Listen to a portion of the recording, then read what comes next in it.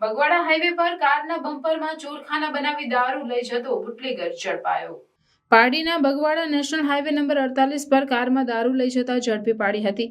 Valsad LCB પોલીસની ટીમે દમણથી દારૂ ભરી સુરત તરફ જતી કારને બગવાડા હાઈવે પર અટકાવી હતી, જે કારમાં પાછળની સીટ નીચે અને બમ્પરના ભાગે ચોરખાના બનાવી દારૂનો જથ્થો સંતાડીને લઈ જવાતો હતો। તેમાં દારૂની બોટલ નંગ 160, જેની કિંમત ₹35,975 મળી આવ્યો હતો અને કાર ચાલક અનિલ ચંદ્રપાલ કુશવાહ રહેવાસી સુરતની ધરપકડ કરી છે।